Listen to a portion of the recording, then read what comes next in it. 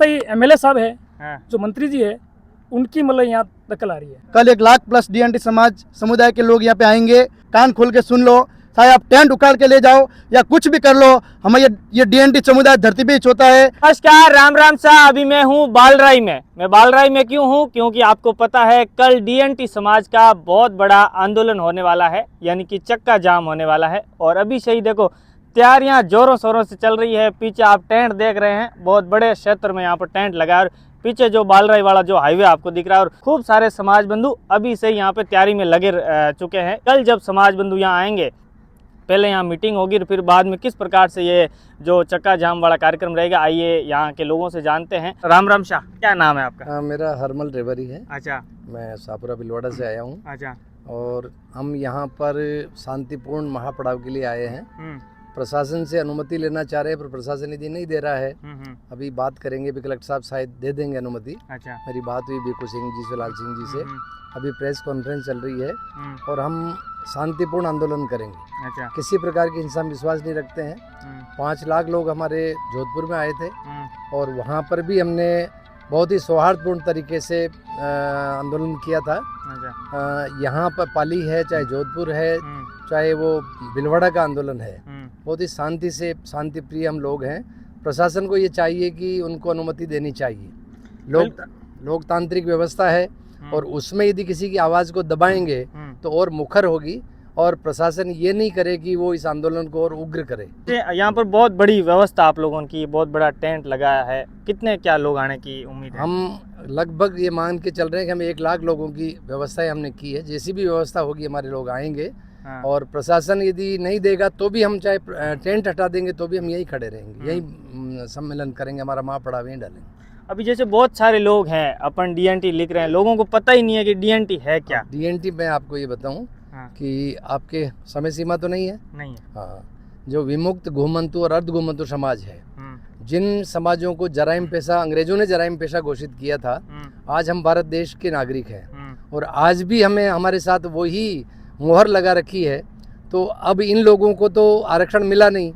इन लोगों का सभी जगह, जैसे रेणके आयोग है, इदाते आयोग है और भारत सरकार के द्वारा गठित है, चाहे वो बीजेपी गवर्नमेंट हो चाहे वो कांग्रेस गवर्नमेंट हो, दोनों के आयोग पड़े हुए हैं। बरसों से उनके ऊपर धूल पड़ी हुई है। अच्छा। पर कोई भी उस पर सुध लेने वाला नहीं है। इसका कारण है कि हमारे इन डीएनटी समाजों में चेतना नहीं है और इस चेतना का ही हम ये कर रहे हैं कि चेतना जगाएं ताकि अपने अधिकार के लिए वो लड़ सके। यदि इसको भी, यदि सरकार, कोई भी सरकार हो, चाहे किसी भी पार्टी की हो, हमारे को पार्टी से कोई मतलब नहीं। हम सभी पार्टी के लोग यहाँ पर हैं, चाहे बीजेपी के हों चाहे कांग्रेस के हो।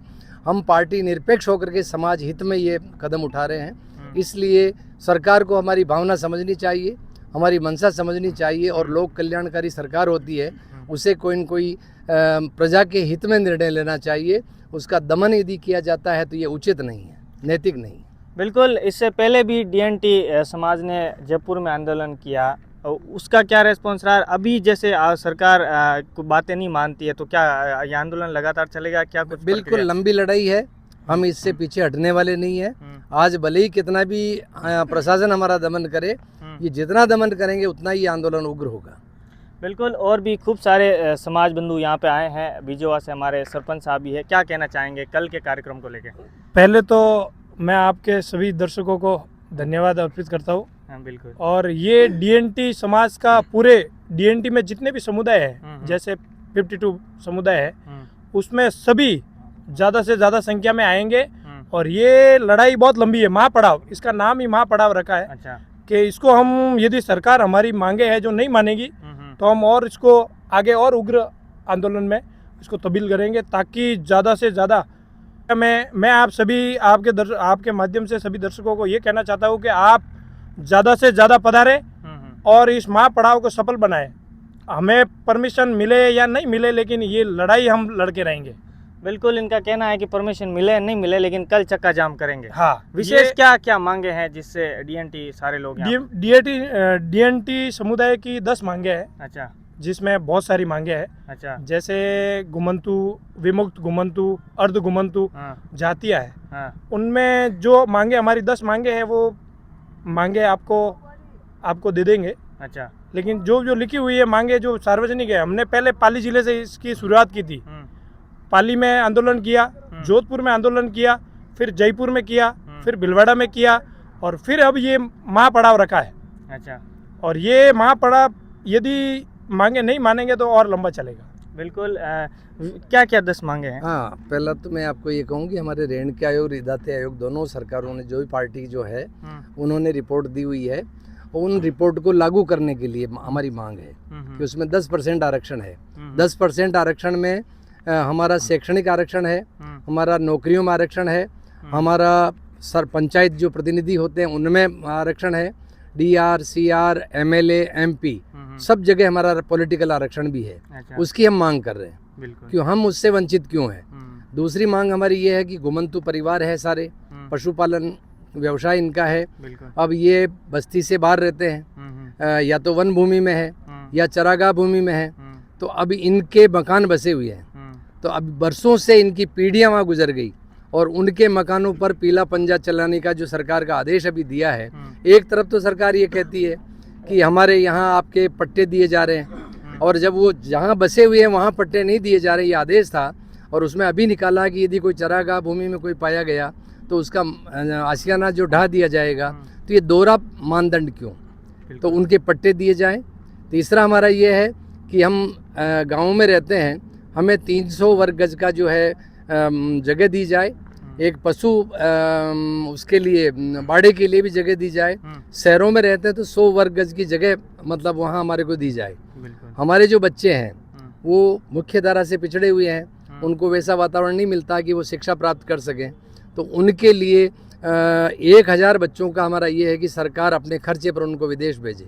इसी प्रकार जितने भी शिक्षण संस्थाएं हैं, चाहे वो मेडिकल कॉलेज हैं, चाहे कुछ भी है, उनमें विशेष दिया जाए। हमारे रेणुका आयोग की जब बात करें और इदाते आयोग की जब बात करें, उन्होंने तो इतने प्रावधान कर रखे हैं, हम सीधा सारी मांगे हमारी उसी में आ जाती है। हम तो ये कहते हैं कि हमारे रेणुका आयोग की रिपोर्ट को लागू कर दो। यदि आपके कोई पॉलिटिकल जो है, कोई पूर्वाग्रह राजनीतिक आपका है कि भाई वो कांग्रेस के द्वारा था, हम नहीं कर सकते, तो आप इदाते आयोग की रिपोर्ट लागू कर दो। हम आपसे कुछ नहीं मांगेंगे, उनमें सारा प्रावधान है, इतने प्रावधान है कि वो हमारे लिए संजीवनी औषधि है। मैं जोधपुर में जब था, रेणुका आयोग का जो बीज वपन मैंने उस देवासी महाकुंभ में किया था कि हमें कुछ नहीं चाहिए, हमें ये आंदोलन करने ही नहीं पड़ेंगे, 5 लाख लोग इकट्ठे ही नहीं करने पड़ेंगे, आपको ये सम्मेलन की आवश्यकता ही नहीं है। पर सरकार चूँकि सीधे सीधे नहीं देती है, मांग करनी पड़ती है। जब हम बच्चा भी जब रोता है तो माँ दूध पिलाती है।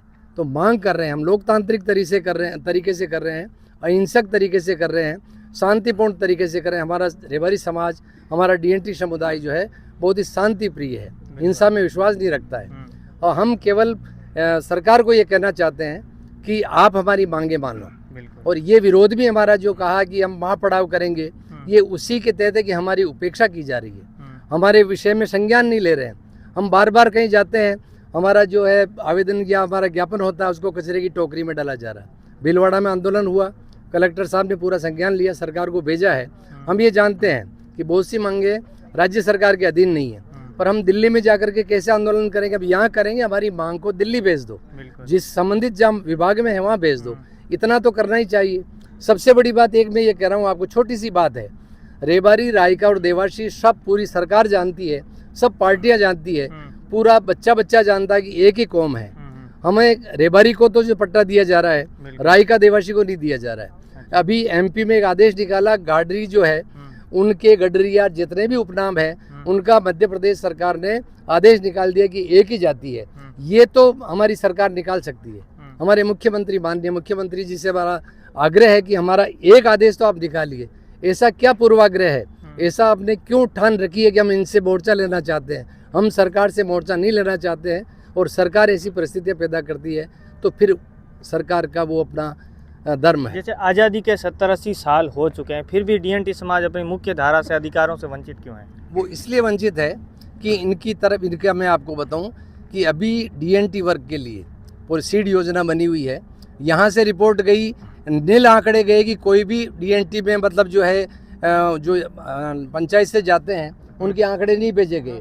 बजट 2000 करोड़ का, 200 करोड़ का बजट आया था, उसमें से एक माननीय हमारे सांसद महोदय थी, उसने कहा कि 2 रुपये भी खर्च नहीं हुए।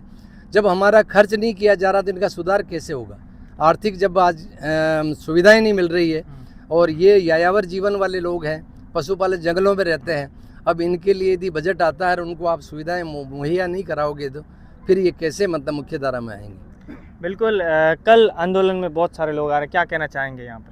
आमंत्रित कर दिया है, आएंगे वो, अच्छा आना चाहिए उनको, अपने हक के लिए अधिकार के लिए पार्टी पॉलिटिक्स से ऊपर उठ करके आना चाहिए।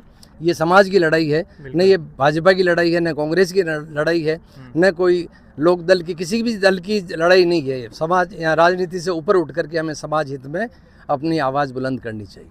बिल्कुल यहाँ पे युवा वर्ग लगा हुआ है पूरी तैयारियों से, जो सोच से कि पूरी समाज यहाँ पर आए। कल यहाँ पे बहुत बड़ा महापड़ाव होने वाला है और साथ साथ में एक लाल पगड़ी वाले बादशाह देख रहे हैं। जब से मैं आया हूँ पूरे जोश से मैदान में लगे हुए हैं, साफ सफाई कर रहे हैं। इतना जोश क्यों है, क्या कल क्या होने वाला है? क्या हम तो बिल्कुल पीछे हैं। लाल पगड़ी वाला तो बहुत तो मर गया, अच्छा माते बंदूकों भी चली, गामरा भंगी आवे तो भी एक माँ एक्सरे रखते, एक बहन एक्सरे रखते। अच्छा। हमारा पेट भरना की मतलब बहुत ताजा थे। अच्छा। जाने बिल्कुल भिखारी जो भिखारी, आज जानी खेत में बैठा हाँ। तो बड़ी दाना दीदा, 25 किलो दो 50 किलो दो, अच्छा। मन से पेट भर रहा। हाँ। जानवरों भी लाखों और नुकसान वे रही अरे नुकसान हो, मर हो रहा है। हाँ। दवाई से पिछड़ गया, हाँ। दवाई नहीं मिल रही।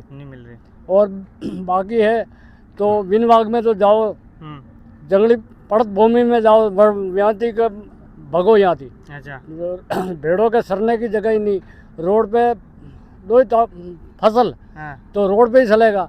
तो रोड पे भी मतलब माते गाड़ियों चढ़ा दे, जानवर मार दे, मनक मार दे, उनका कोई राज है नहीं, फरियाद है उनकी कोई सुने है नहीं, बीजी सुना नहीं होती। हाँ नहीं होती साहब। पुलिस क्या हुआ, पिछड़े गया बिल्कुल, गाड़ियों माथे फेरे फेरे लोगों ने मार दी था। अच्छा। उनका कोई नहीं हुआ। अच्छा। हाँ तो भी बात काले अटे फुल जोश जोश में चक्का जाम करने वाला। हाँ तो आपरी तो लंबी पहुंच है। अच्छा। तो गाड़ो लिया। हाँ। जोगी कारवे लिया, एक घुमंतु जातो है। अच्छा। तो सबरो सोएग रहे। हाँ। तो सरकार को मैं यह हाथ जोड़ के कहता कि शांति से, शांति से यह अपने प्रोग्राम चलाओ, ज्यादा पदार्थ दो। बिल्कुल युवा वर्ग के साथ साथ बुजुर्ग जो यहाँ पे बहुत जोर शोर से कार्यक्रम चल रहा है और इनका कहना है कि कल आप बालरई में जो कार्यक्रम हो रहा है अपने हक और अधिकार के लिए आप खूब ज़्यादा संख्या में आए और यहाँ पर जो कार्यक्रम होगा उसकी भी लाइव तस्वीर में हम आपके साथ शेयर करेंगे। कहना चाहेंगे? करण जी, हम ये कहना चाह रहे हैं समाज और डीएनटी समुदाय को आप ज़्यादा से ज़्यादा संख्या में पधारें, फुल प्लेस आपकी तैयारी है। और देखो, सरकारों को जब तक हम अपने हक और अधिकार की लड़ाई उनको झुकाएंगे नहीं, लड़ेंगे नहीं, तब तक वो देंगे नहीं। हिदायत आयोग और रेणके आयोग ने तो अपनी रिपोर्टें पेश कर दी है, उन्होंने तो कह दिया है और एकदम कंप्लीटेड तैयार पड़ा है। अब मैं एक ही बात कहना चाहूँगा, जो भी भाई बहन दूर दूर से आ रहे हैं, हम संवैधानिक तरीके से और अहिंसात्मक तरीके से अपने हक और अधिकार यहाँ बालरई की धरती पर मांग रहे हैं। ये एक हमारे डीएनटी की बहुत बड़ी लड़ाई और शुरुआत है। जो भी भाई मेरी आवाज़ सुन रहे हैं, मेरी जहाँ तक आवाज़ पहुँच रही है, आपके लिए फुल प्लेस यहाँ तैयारी है। आप बड़ा व्यवस्थित तरीके से और एक संवैधानिक तरीके से हम लड़ाई लड़ रहे हैं, इसमें आप मजबूती से पधारिए और इस आंदोलन को मजबूत करिए। ये आंदोलन आपकी आने वाली पीढ़ियों को और आपके आने वाले भविष्य को सुधार देगा। और आपकी जो मुख्य धारा से आप इतने दूर हो, आज 80 देश आज़ाद के 80 साल के बाद में भी ये आंदोलन, ये आपकी सिफारिशें अगर लागू हो गई तो आप मुख्य धारा में आ जाओगे और देश की जो जनसंख्या कदम से कदम मिलाकर देश को 21वीं सदी में ले जा रहे हैं, उसके हम मुख्य भागीदार बनेंगे। अगर हम इस तरह पीछे रह गए, आज हमारी बहुत बड़ी, आज दुनिया 21वीं सदी में जा रही है और हम अभी 18वीं और 17वीं सदी में भी नहीं है। तो आप ज़्यादा से ज़्यादा संख्या में यहाँ बालरई पधारे और इस आंदोलन को सफल बनाए और सरकारों तक अपनी आवाज़ पहुँचाए। हमारा उद्देश्य सिर्फ सरकारों तक हमारी आवाज़ पहुँचाना है और हमारे हक और अधिकार हमें प्राप्त करना है। खूब सारे लोग ऐसे भी होंगे, सोच रहे होंगे कि खूब सारे समाज वाले जाएंगे, मैं नहीं जाऊंगा तो क्या फ़र्क पड़ेगा। तो क्या कहना चाहेंगे, क्या उनकी आहुति, सबकी आहुति ज़रूरी है? नहीं, सबकी आहुति जितना हो सके, आप जितना हो सके उतनी ज़्यादा संख्या में पधारिए। अगर देखो, लोकतंत्र में सिर्फ अपना माथा गिनाने से ही, अब यहाँ कोई लड़ाई नहीं लड़नी है, कोई तलवारों से कोई युद्ध नहीं लड़ने हैं। लोकतंत्र में जिनकी संख्या भारी होगी उनको अधिकार मिलेंगे और अधिकारों के लिए हमें इन सरकारों से लड़ना पड़ेगा। यहाँ कई लोग कहते हैं कि यहाँ कोई पार्टी पॉलिटिक्स की बात भी नहीं है।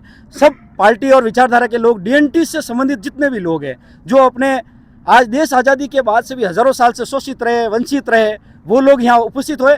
और जो क्रांतिकारी लोग हैं, जिनके दिलों में ये आग लगी हुई है कि हम पिछड़े हुए लोग, हमें अपने हक और अधिकार दिलाना चाहिए। वो ज़्यादा से ज़्यादा संख्या में पधारें यहाँ और अपनी उपस्थिति दर्ज कराएं। यहाँ डीएनटी समाज का बहुत ही बड़ा महापड़ाव होने जा रहा है। कल 1 लाख प्लस डीएनटी समाज समुदाय के लोग यहाँ पे आएंगे और सरकार और प्रशासन जो हमारे पीछे लगी हुई है, कान खोल के सुन लो। चाहे आप टेंट उखाड़ के ले जाओ या कुछ भी कर लो, हमें ये डीएनटी समुदाय धरती पे ही होता है।